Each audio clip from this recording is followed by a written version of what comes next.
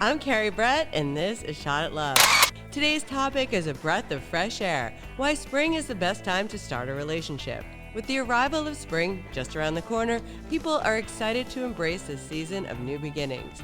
As the sun shines and the days grow longer, the outdoors bloom with the possibility of new connections. People are happier, hearts are open, and the spring air is filled with the promise of love. Our resident astrologer, the fabulous psychic healer, Jill Jardine, will be sharing the best dates to put a spring in your step, kick off a new romance, and bask in the warmth of a fresh spring fling. It's time to spring into action. You won't want to miss it, so stay tuned.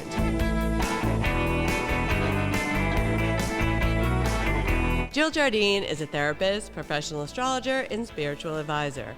For over 30 years, she's helped thousands of people find the power and confidence within themselves to make decisions to move forward with ease and joy.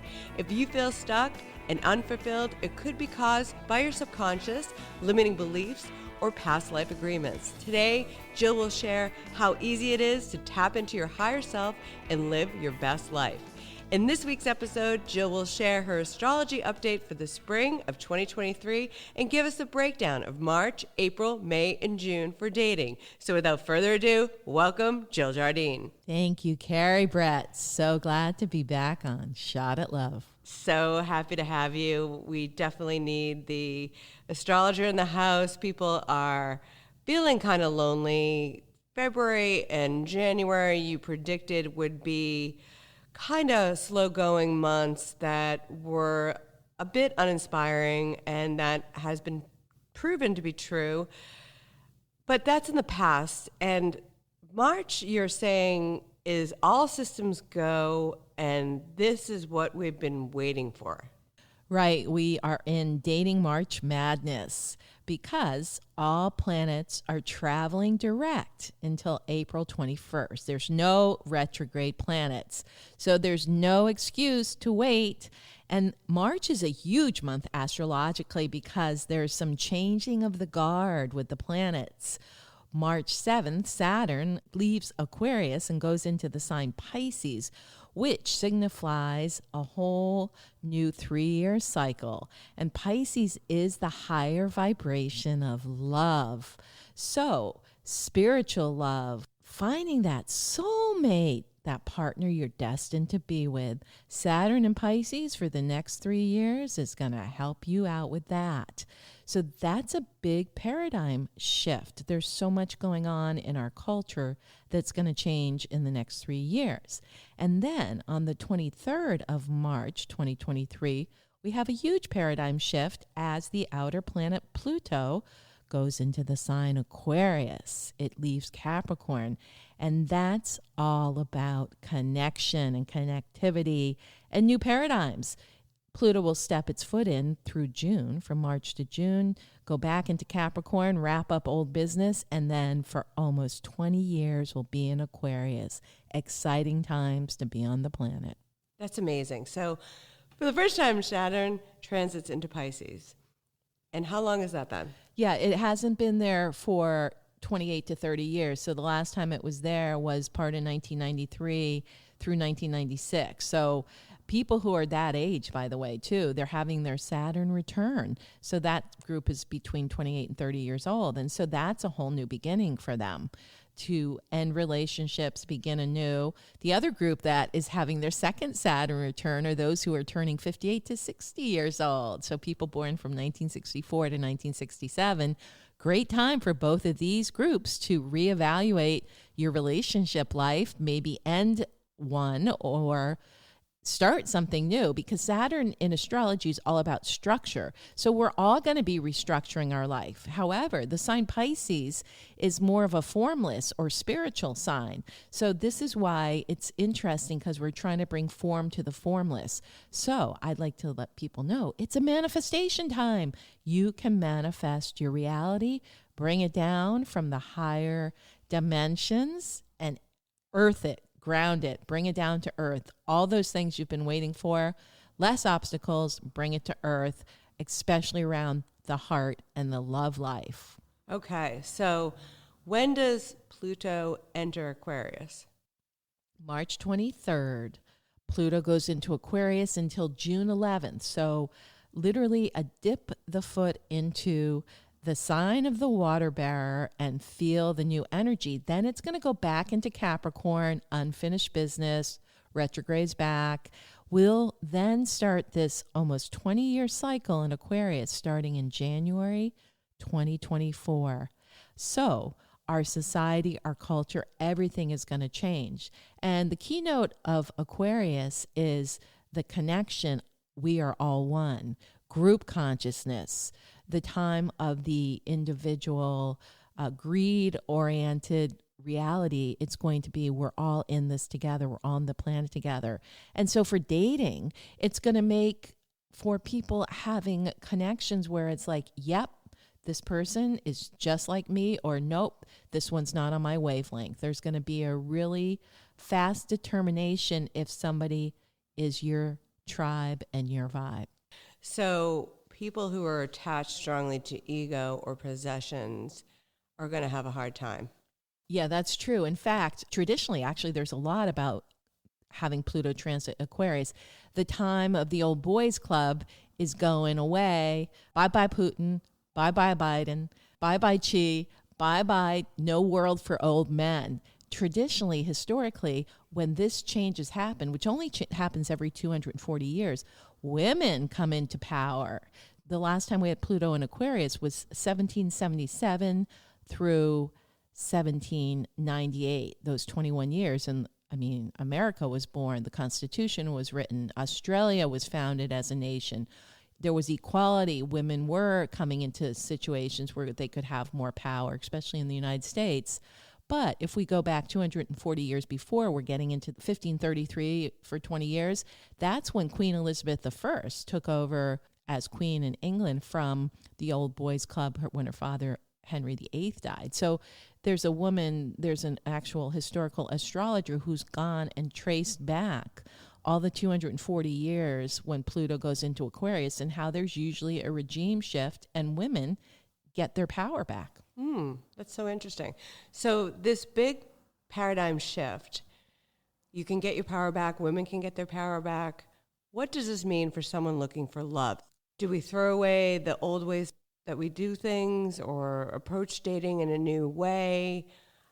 Do we ignore fear and dig deep and believe in ourselves? Well, the thing that's interesting about Saturn going into Pisces, that's the last sign of the zodiac, and then Pluto in Aquarius, that's the second to last sign. So it's like we are ending some old ways of being in the world, and that the thing about Saturn in Pisces is very much about being guided by your intuition and what feels right, not by your head, but by your heart. So I think that shifting up the way people are doing things is a good idea, a good approach. Try something totally new and different and throw everything. This been the process in the last few months anyway, February 2023, January, even the last part of 2022. Everything, and we could even say for the last 3 years, we've been ending some old ways of being in the world. And we're seeing that certain things don't work anymore. So have the courage to try things in a different way. And I'll tell you, the women try things different, the men will follow suit. I agree with that. Shiva always follows Shakti. Shakti is the divine feminine and Shiva's the divine masculine. I love that.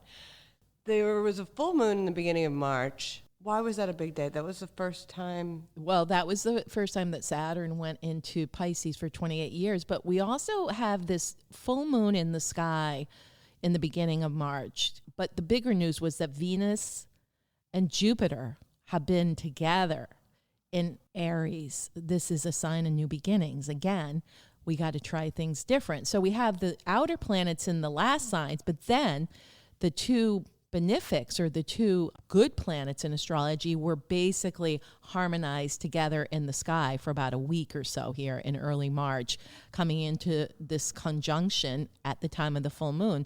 So I think that's a celestial sign of new beginnings. And Venus with Jupiter, she's very happy now to expand her horizons, and she's more positive. Jupiter is the jovial, positive energy, masculine, and Venus is the love goddess. So she's getting a new groove on, being very, very happy and optimistic about the future of love. I like that. I think that's really good. Well, all planets are traveling direct.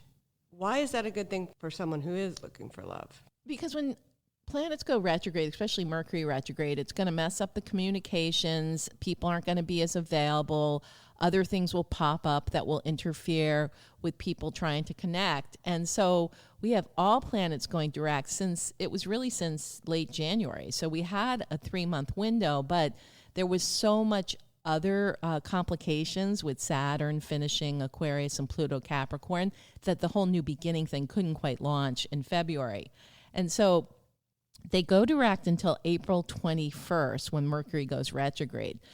The month of March is really a green light, as is most of April, to really get out there, socialize, try things new, and just throw your hat into the ring and no holds barred. Just go for it. It's like, go for it. Because then you'll have time to integrate when Mercury goes retrograde, which is going to be from the 21st of April through May 14th.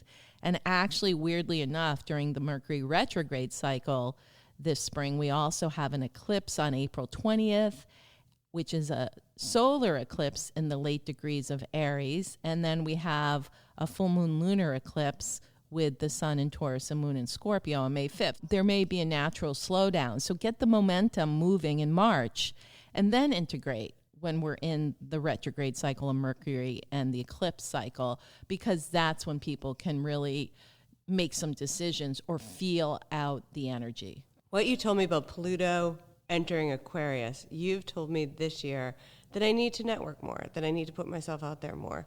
And I have, and I've listened to you. So I hope people who are listening, who are really down and discouraged, if they listen to this episode, these dates and the different things that are happening really brings in some hope for someone who's listening who hasn't had much luck. Because things have really changed for me. I did more traveling. I put myself in different situations that I normally wouldn't do. And wonderful opportunities presented. And that was because you told me I have to, based on what's happening in my chart. Yes, your psychological self-help coach is like, try it, do it, just do it. There'll be an opportunity. And the old resistance of Carrie was like, no, I don't want to leave my comfort zone. But as you leave your comfort zone, new opportunities come. And so everybody needs to heed that advice. As you leave your comfort zone, new opportunities come. The comfort zone was very natural after coming out of COVID in the last couple of years. People needed to like almost they were suffering from collective PTSD and people needed to regroup and reset. But we are blooming this spring and we get to start anew and have some fresh life experiences.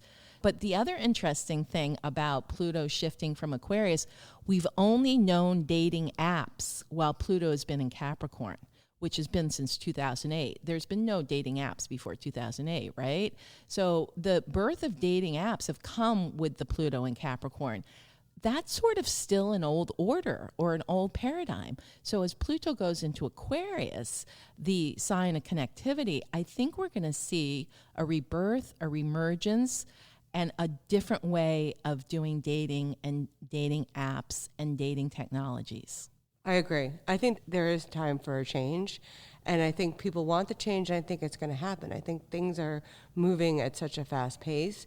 It will be interesting to see what happens this upcoming year with dating apps. And the other thing about Aquarius, the symbolism of Aquarius is lightning. So things tend to move at lightning speed. If you meet people who have planets in Aquarius, they're kind of quick on the uptake. So I feel like we're going to see things like we'll know right away, this works, this doesn't work, both in personal life, but like any kind of new apps or any kind of new technologies that get trotted out. It's like, this is a go, this is already outdated. So we're going to see things either really take off or they won't. They'll crash and burn, sort of like a rocket. You know, Aquarius is sort of the metaphor of the rocket taking up into outer space.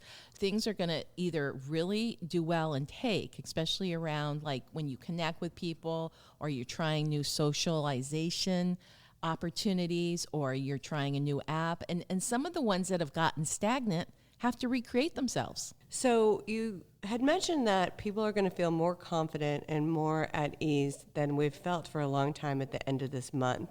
And at the end of the month is the spring equinox. Can you touch upon why this signifies new beginnings? Well, yes, as we talked about, we had Jupiter and Venus holding hands in the sign Aries in early March, and actually late February, early March, kind of showing the way for the Aries equinox, which starts on April 20th. The day before, though, on March 19th, Mercury goes into Aries, the Sun goes into Aries on the 20th. Then we're going to have the new moon in Aries on March 21st. And then later that week, Pluto goes into Aquarius. So that's fire and air. Fire, Aries, is the beginning of the astrological new year. We're starting the astrological new year on March 20th.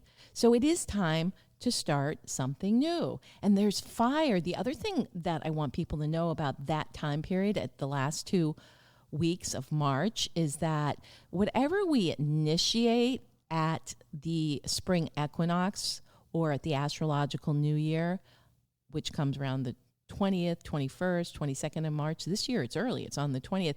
It has staying power. So because Aries is the first sign, it's fire. So if you really want to get yourself out there and commit to a new dating life, get yourself set up for that week.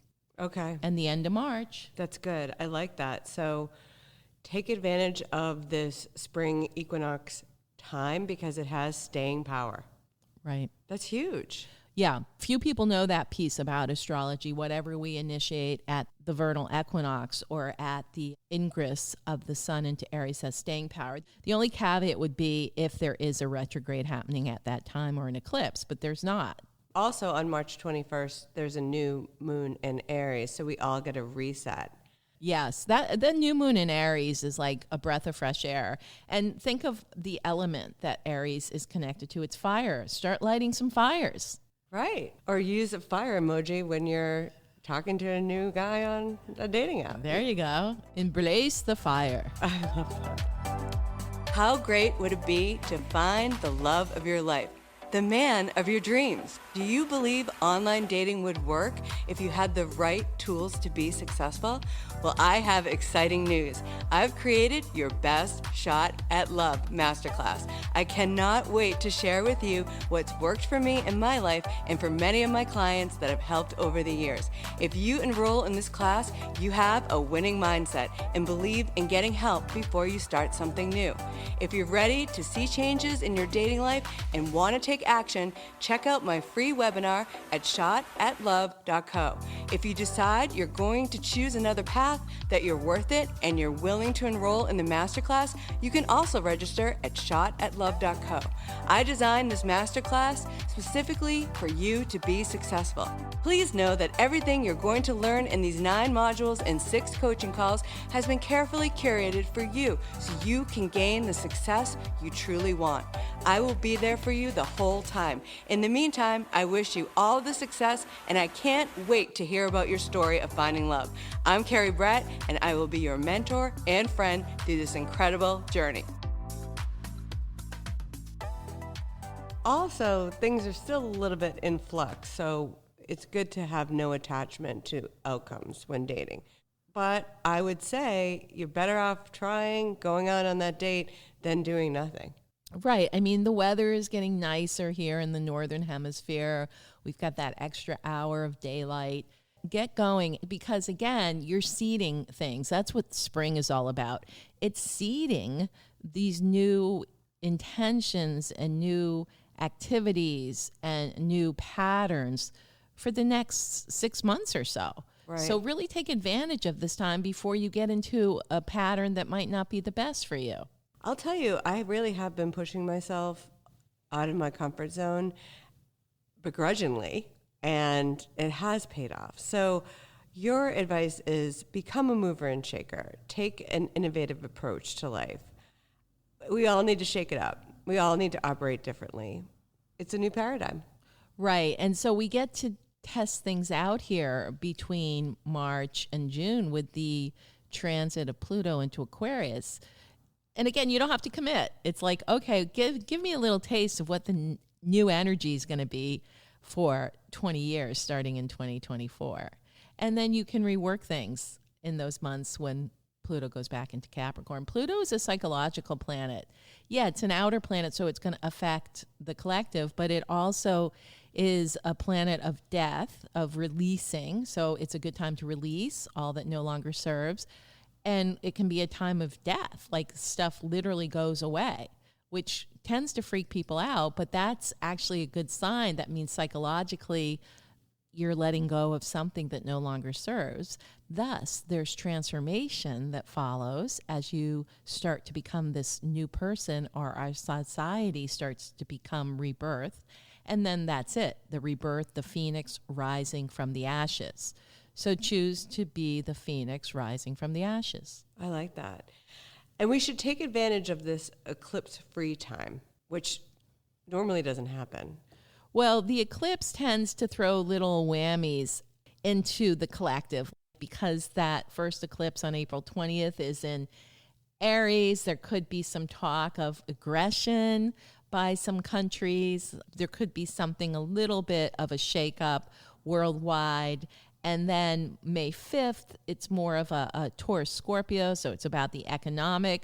So sometimes, these collective overlays are a little bit, a shakeup, but don't let that derail your personal plans and your personal life. This new energy is coming in and ready to take hold. Now is a good time to organize our life and take care of our health and get that new outfit. Right. Get your ducks in a row for springtime dating. If you don't take advantage of it now, before you know it, will be in the summer. Right. Let's talk about spring dating and dieting. They go hand in hand. It's so much easier to lose weight in the spring because in Chinese medicine, it's the time of the liver.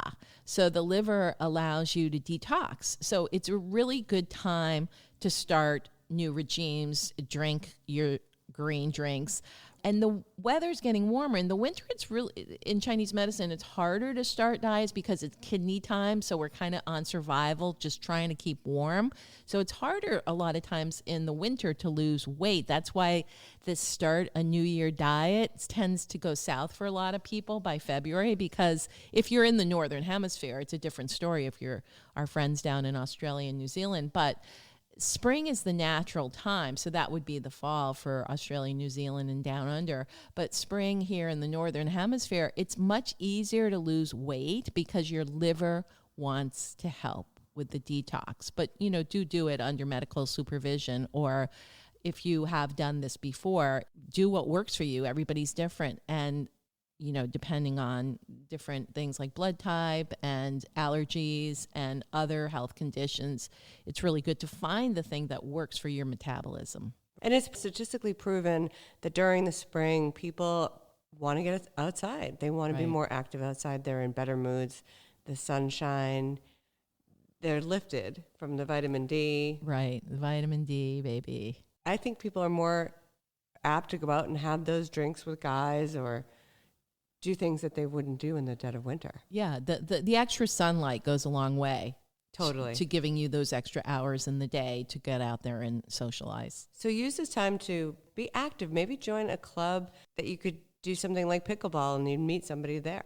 Right, like where we live, rowing, sailing, walking, the beach, hiking, doing anything outdoors. And chances are there's a lot, if you're in a big city, there tends to be groups that are actually for people to meet each other, hiking groups, rowing groups, sailing groups. A lot of those are actually set up for people to meet. So let's talk about the good dates and the bad dates to stay away from when dating this spring. I know the eclipse is on April 20th.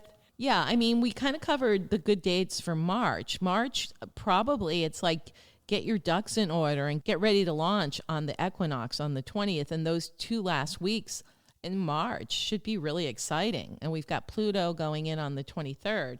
And then even early April, so much fun. Like there's a lot of lightness. There's a lot of levity. We've got a full moon in Libra, the sign of relationship, on the 6th of April. I think that could be a really fun time to get out there. It is the day before Good Friday, but I think Easter looks like it's got some really good astrology this year. And even the week after, we're still in that Aries rush of uplifting energy right up until around the 20th. The 21st of April, Mercury goes retrograde. Those could be a little bit of throwing a wrench in your way. But then by the following weekend, the 27th, 28th, 29th, even though it's Mercury retrograde, there's a Leo moon. So that could be fun. We are in Taurus. People might worry about their resources more. We have that lunar eclipse on the 5th of May. And that may be, not as much of a jump start. We've got the sun in Taurus by then. Things go a little slower with Taurus. But we're really getting ready for when Mercury goes direct on the 14th. There's a new moon in Taurus that looks really good on Friday, the 19th. And then, interestingly, Mars the next day, the 19th of May looks good. 20th of May looks really good, as does the 21st. So that whole weekend, the 19th, 20th, 21st of May looks so good because it's post-eclipse, 2 weeks out from the eclipses. We've got a new moon. We've got Mars in Leo, the sign of like, here I am, check me out. Very good for being out there, being colorful, putting yourself forth the next day. We've got the sun entering the sign Gemini, all about connection and communication. So I'd say that second half of May looks really good from about the 19th through the end of May. Then you're going to have Memorial Day weekend. That looks like a lot of fun. And then there's a couple nice things with Leo planets. So we've got Mars and Leo from May 20th to July 10th. Again, that's going to be like put yourself out there, be seen. And then Venus, the other relationship planet, joins Mars in Leo starting on June 5th for an incredibly long cycle until October 9th. So Venus in Leo is really a positive about relationship. The only caveat with that is watch out for the narcissists. So May 14th, pretty much the second half of May looks really good. Mm-hmm. When I've looked at months of the year that look like, oh, it's so much fun, is June. June, because of all the Leo planets, we're a month out from the eclipses. It's going to feel really, really a fun time. Yeah, there's still some structures like kids in school in place, but I really see June as one of the 5-star months. That's good. So you think the summer's going to be good? Yeah, and then so June here leads into July and August. For your listeners who are looking to have a new love or a new mate to do some summer fun with, I think that they could get set up with that during May and June, late May and June. And then you go away to Cape Cod here, or you go to Maine, or whatever you do for your summer fun in July and August. Well, I think this March madness is pretty interesting to me. March is kind of an iffy month. It can be weather-wise. Right. But this March seems really good. So I'm hopeful about that. I think that's good. March is like the kickstart, the jump start. It's like, hey, you've had 3 years of up and down and collective conundrums and malaise. And when are we going to go back? I mean, we're never going to go back, but we're going to embrace the new. And people are going to have a new attitude to embrace what life brings forth. I think it's all about the new paradigm, the new energies, the new attitudes. Yes. Like that old song, get a new attitude. Well, I love all this. I think it's an exciting time. I think these dates sound very hopeful. Right. And let's say people want to look at, oh, well, when should I go on a vacation, either with my husband, my mate, or to go find somebody? Again, I think June is pretty stellar. I think end of May, if you can get away before April 20th, here in late March, early April, that's also a good time to get away from the mundane. Or sometimes when we go away, when we come back, it's easier to start things new because we've broken out of the rut. So I highly suggest that this spring. Because it changes your perspective and you get to take a step back from your life and realize, oh my gosh, I was really burnt out or working too hard or pretty negative. I mean, I think it's all about shaking up the energy. I always go to Sedona, Arizona in March because March is that turning point of the year here in Northern Hemisphere. And then when I come back, I'm in a whole new energetic. And I highly suggest that people do that in March or early April this year, Right. especially with these new paradigm shifts of Saturn transiting into Pisces in early March and Pluto going into Aquarius on the 23rd of March. Get that new energetic in and align with these new planetary transits. Right. And ride that energy Right, through the whole year. right. That's great. All right, Jill. I loved all this. I think these are super helpful dates and different ideas and thoughts around dating. Where can people find out more about your show, Cosmic Scene with Jill Jardine, or follow you on social media?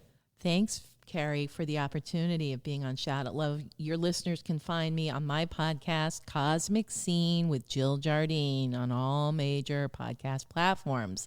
And book a reading with me through my website, jilljardineastrology.com. I have all other offerings too. In fact, Carrie and I were just talking about this new program on love, on how to find love by chanting in Sanskrit mantras, of which I am a teacher, instructor, initiated in a lineage, and they work. Chanting in Sanskrit for love will shift your vibration so you can attract the right person. I love it. It's all about shifting your vibration. We will have you back soon, and we are going to cover these love mantras because they're fabulous. So thanks so much, Jill. Thank you, Carrie. And for now, this week's Shot at Love dating tips that are inspired by our guest, Jill Jardine. Number 1, March's planetary paradigm shift is giving us the opportunity to do things differently. Throw out the old ways you have operated and try a new dating app or a new approach. Number 2, all planets are traveling direct until April 21st. There is no reason to wait to date. Number 3, the Aries equinox ignites during the 3rd week in March. Take advantage of the fire and passion. Early April offers opportunities to launch the new you. I hope you found some of my tips helpful this week. This is what Shot at Love is here for, to help you find love. Keep up the commitment to yourself and commit to helping someone else by sharing this podcast. Stay safe and stay tuned for more episodes. And if you like this show, please subscribe and leave a 5-star review. I'm Carrie Brett, and we'll see you next time.